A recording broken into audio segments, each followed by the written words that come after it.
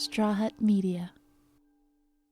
We're a community that exists based on shared experience, shared hobbies. It is not like a sexual preference. It is a community of people that deserves to be represented because we literally just want to live our lives and be happy. When you think of the quintessential gay bar beverage, what do you think of? A vodka soda, right? Maybe with a lime. And when you order it, what do you say? For many queer folks, it's a gay water. Today, we're joined by Spencer Hoddeson, the visionary founder who turned the colloquialism gay water into a brand. This isn't just any canned vodka soda company. It's a groundbreaking brand transforming how the LGBTQ+ community is represented in everyday spaces. From liquor stores to grocery stores, Gay Water, a name that takes pride in reclaiming and celebrating the word gay, offers more than just a refreshing canned vodka soda. It's a statement piece and a conversation starter designed to shine a light on LGBTQ+ visibility in a joyful and positive way. Spencer's journey to founding Gay Water started with an aha moment at a pivotal career crossroads, leading to the creation of a brand that's much more than a drink. It's a celebration of identity and representation. Today, we're going to get into the story behind Gay Water, explore the challenges and triumphs of building a brand with a powerful mission, and hear from Spencer about his vision for the future. I'm Spencer Hoddeson, and this is Pride.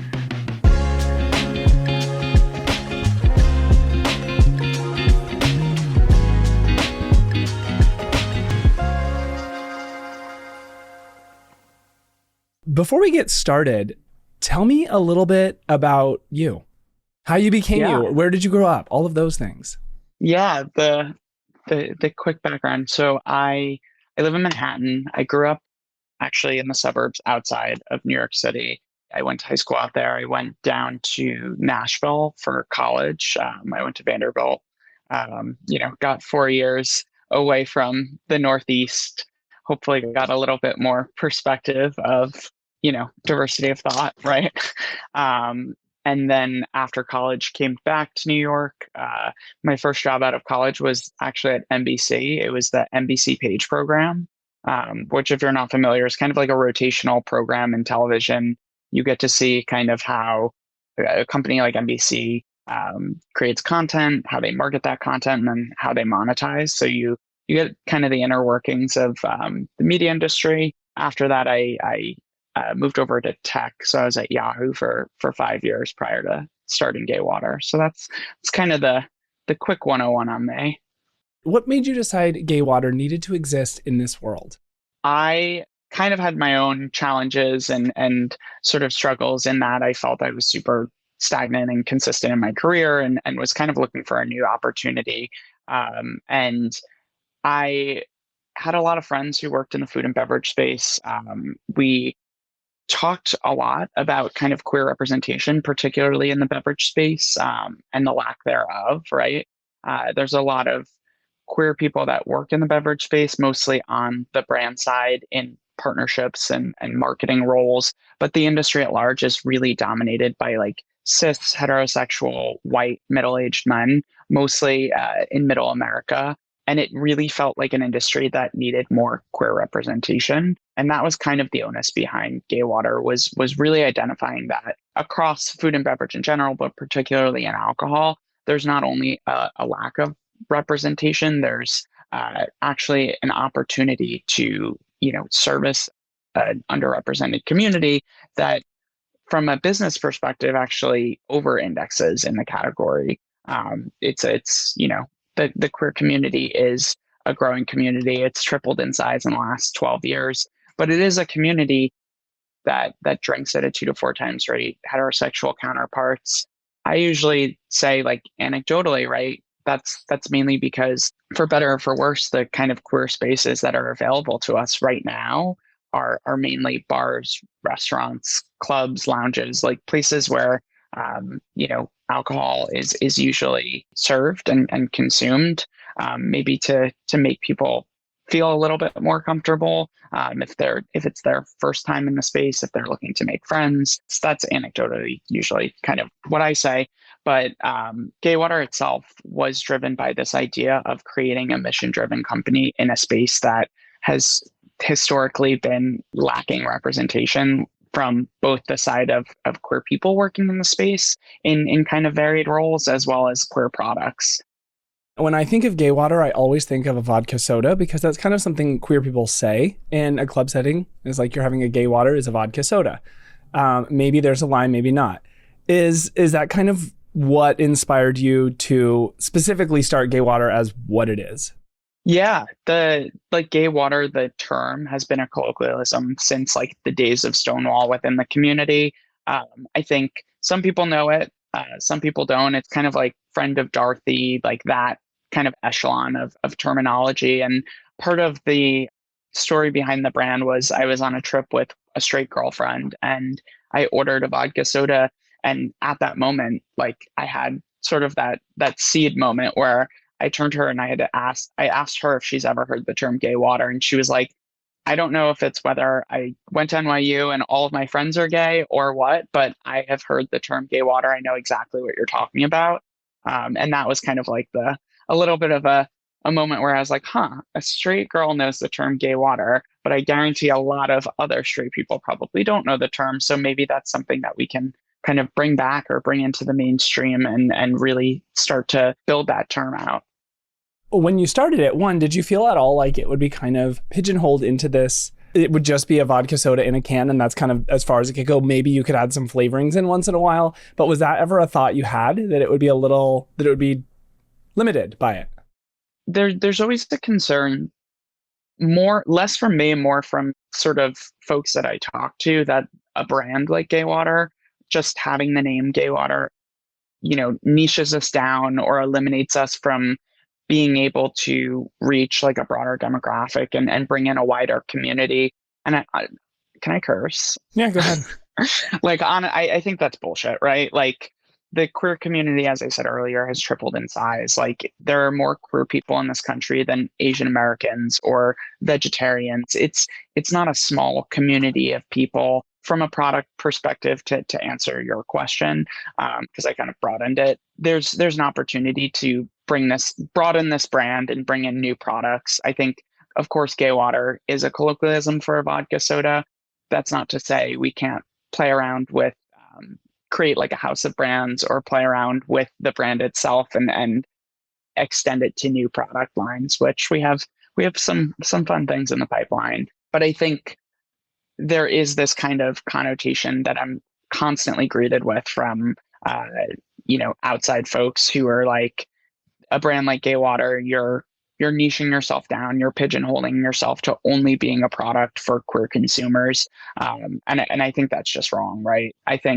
We've seen since launching 9 months ago, like allies, family members of queer people, like folks who are outside the community, kind of like 64% of the US that's broadly accepting of LGBTQ rights and the LGBTQ community. There's a wider population for a product that literally just exists to create representation and create a fun product that's a little bit more colorful, a little bit more bright, and hopefully spreads a little bit more joy than some of the other alcohol products that you see on shelves. Obviously, your mission is to be in bars everywhere, right? Bars, clubs, restaurants. That's part of like your business mission. But what at its core and kind of at your core is your mission for Gay Water as a brand in terms of how it's going to contribute to LGBTQ plus communities, to visibility, representation, beyond just being a spirit? I constantly say like representation kind of lives up here, right? Like if you're thinking of a marketing funnel or you're thinking of, just anything, representation's like pie in the sky. It's a really nice like North Star mission.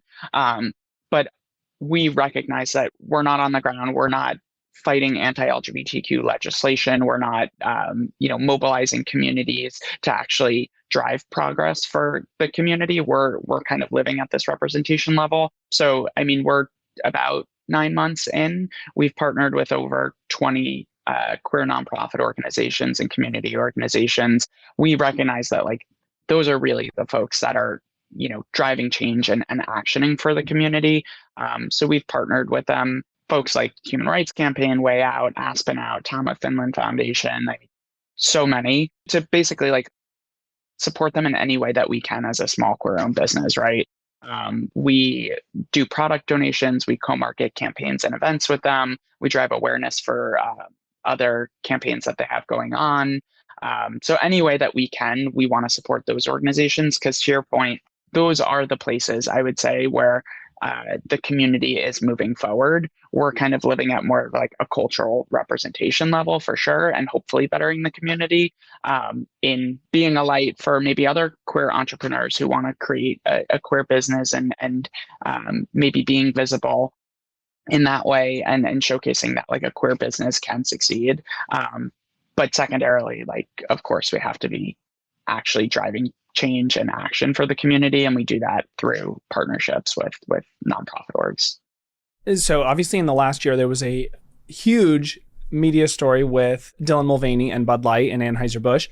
And that really did shine a light that at its core, its goal is to sell Bud Light to everybody. And they're going to pretend to be everybody's best friend to make sure that that happens.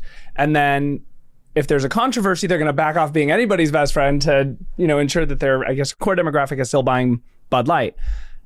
Did you feel like that incident, did that affect your business one way or the other, or your mission one way or the other? Not at all. I always say, like, you can't boycott a brand that you are never going to purchase to begin with, right? Like, the customers who are boycotting Bud Light were boycotting Bud Light because they were customers of the brand, and they were kind of able to influence that. The folks who want to boycott gay water, I don't think people realize they're inadvertently like building awareness for the brand, right? They were never going to purchase product, so it won't hurt our bottom line. And in effect, they're going around, spreading awareness of our brand, getting press coverage for the brand.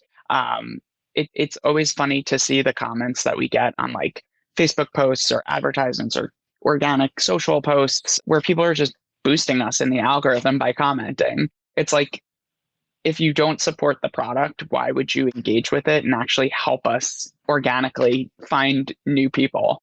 So I like to say that in reference to like the Bud Light situation, we're in a completely different situation where, they marketed inauthentically rather to their current audience. And that's why they lost kind of grounding with both the queer community and their current audience, right?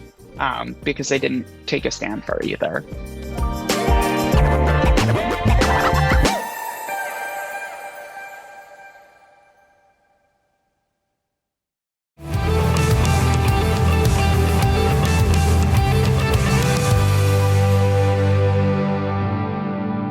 Have there been any other challenges that you faced when trying to establish gay water or grow it or get it into, retail spaces, restaurants? In terms of Bud Light, going back to that, that's impacted us not in the ways that you would think, right?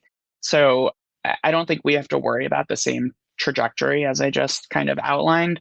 But, we've had major airlines say behind closed doors, which I obviously found out, that they can't have another Bud Light incident because they're worried about association with a queer product. You've seen with Target, scaling back some of their Pride collection this year.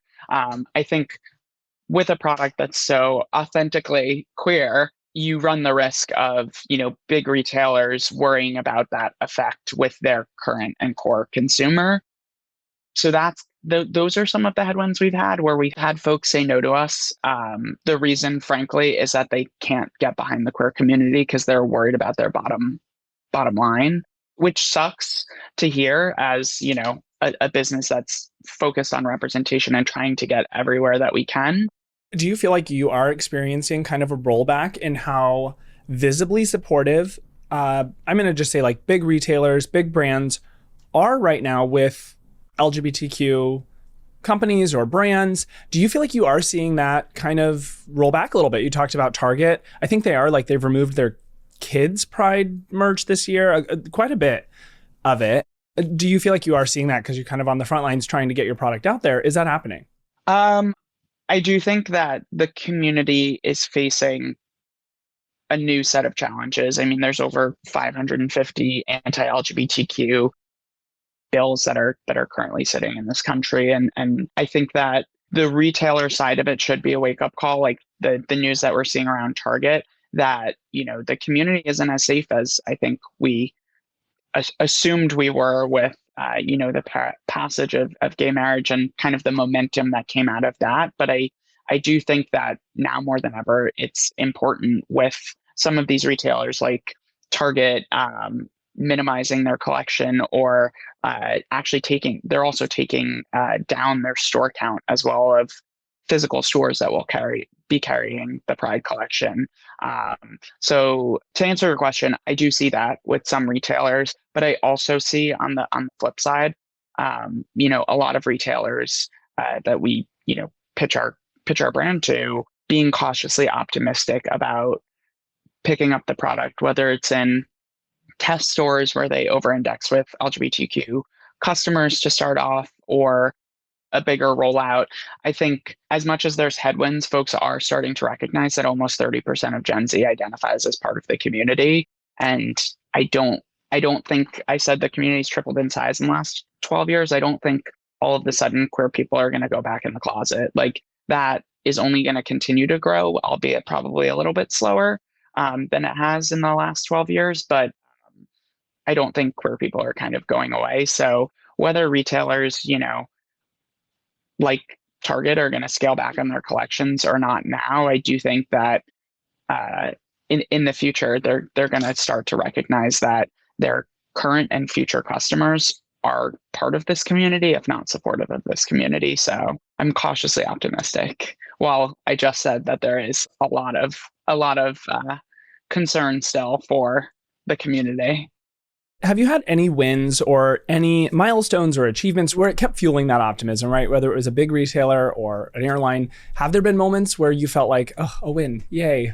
Yeah, I mean, the wins, whether big or small, are kind of what keep me going as a sole founder, which is like a whole nother conversation. But, without having co-founders to kind of hype you up and keep you going, it's really those like small/big wins that like kind of diminish some of the imposter syndrome and anxiety and stress that I constantly kind of feel. But yeah, I mean, we've had everything from, we're with Total Wine. We started in, I think, 3 of their stores, moved up to 7, then went to 11. We're now in 48 stores. So like being able to see progress at, Total Wine, which is the biggest liquor retailer in a liquor store chain in this country, is really fantastic.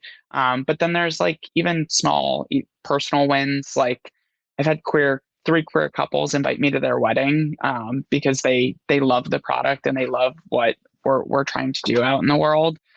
So that's like, the small heartwarming personal wins that like keep me on mission and pushing forward with this brand when, we do face some of those headwinds.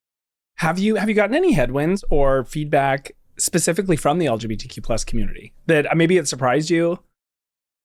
I would think being queer founded helps a lot, right? Yeah, we're queer founded, and aside from our mission, we also support queer nonprofits. So we haven't gotten crazy pushback from the community. I think some of our marketing hasn't been as inclusive as it can be. You mean beyond gay to like LGBTQ? Yeah, to the broader community. I will take full responsibility for that. Like early on, it was a 1-person team, and I was very much creating a brand around sort of my lived experience and what I knew, which, when you are taking on gay right in the name of the product, and it's gay is seen as an umbrella term for a broader community, I definitely take responsibility in that respect, that some of the marketing and content that we've put out isn't as inclusive as we would like the brand to be one day. So that, I would say, is small criticisms that we've received in the past. The other is probably not what you would expect. Our most commented comment is that gay water is not 4% ABV; it's at least 8 or 12%. So feedback on the actual product has been that we haven't created something strong enough for the community, which I think on a personal level I grapple with, knowing that there is substance abuse problems within the community. I definitely wanted our first product line to kind of play in that low to no alcohol space, to be a lighter product. But I'm also cognizant of listening to customer feedback. And I think we've gotten that comment like almost 10,000 times. So in some way or shape. So definitely listening in that respect, while also, there is this kind of tightrope balancing act of like not wanting to contribute to any substance abuse problems within the community. So it's that one is a tough balance to kind of find, I would say.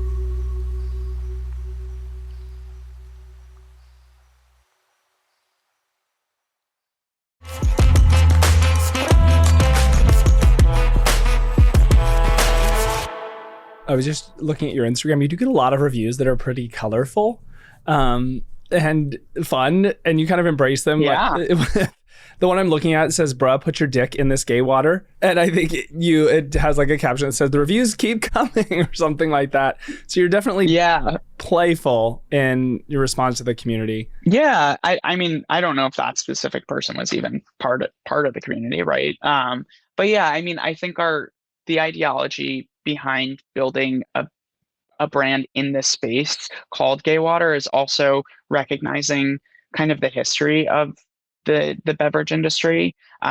There's kind of two schools of thought. There's like brand and product, and they've always kind of been seen separately in this space. A good example would be like Liquid Death. They've built a brand, right? Like they consider themselves a content company more so than a beverage company. And I think that's kind of the route that we've been taking, is build a brand that has a human connection, right, with your consumer. Build affinity for the brand itself rather than I mean, we've created a great product. At the end of last year, we won Best Ready to Drink Cocktail from BevNet, which is like the biggest trade publication in the beverage industry, which was so gratifying and, great to hear that the product itself is awesome too. Something, glaring, because I came into this space without a ton of food and beverage experience in the same way that I would say a lot of beverage founders come in. But I honestly, the most rewarding part is the comments. Like even the hate comments, like I get a lot. I think they're hilarious. I've weaponized some of them and made them into social posts, but even beyond that, like I find the laughter in the hate comments as well as the positive comments that we get. So I don't know. Yeah, I think for me, those have been like a vehicle to just like keep me going. Again, like being a sole founder and having like a small team around me, like it's still hard to like keep yourself going. And I think that reading those comments actually helps to, fuel the fire and keep me going, especially on the days where I'm like, did I make a huge mistake? Like, what am I doing? Is this business doing anything out in the world? I think we all have our own like, internal struggles, and I think the mental gymnastics of it all has been the toughest part for me. So those comments become kind of the most rewarding parts. So at the end of the day, it's really about infiltrating these historically cis straight product lineups and have Gay Water right next to Liquid Death or 100%. Cutwater or one of those with all of its rainbow colors and queerness visible. Yeah, 100%. Part of our mission early on was like destigmatizing the word gay, which is another like North Star pie in the sky. Like I think we all recognize that Gay Water is not going to be the reason that the word gay is destigmatized. Like I'm not naive in that respect, but the way to start to destigmatize or sort of normalize, not to say that the word gay isn't normal, but to reclaim it, right? Yeah, reclaim the word is to be visible. Like for customers to see the word gay on shelves every day and create discourse in grocery store aisles, right? Like, a straight couple is shopping together and they start talking about the product. Like that is the way that we're going to start to destigmatize and really start normalizing, the community as a community, right? And not what conservatives like to paint us as is like, they see the word gay and they think of gay sex. I always say, I think conservatives think about gay sex more than gay people do. That is immediately what the word gay means to them. And what we really want to do by destigmatizing the word gay is also sort of reframe it in a way that, the gay community is exactly that. It's a community. Like, we are building culture. We're a community that exists based on shared experience, shared hobbies. It is not like a sexual preference. It is a community of people that deserves to be represented because we literally just want to live our lives and be happy. That's great.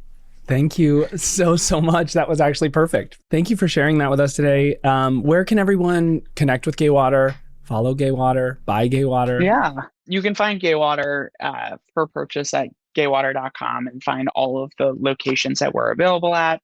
We're on social at Drink Gay Water on pretty much every platform: Facebook, Instagram, X, Threads, TikTok.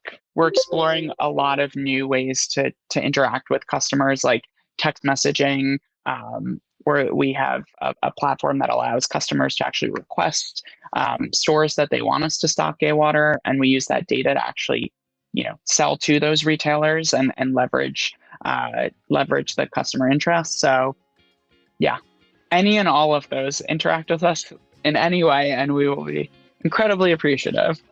Thank you very much for joining us today, Spencer. Thank you for having me.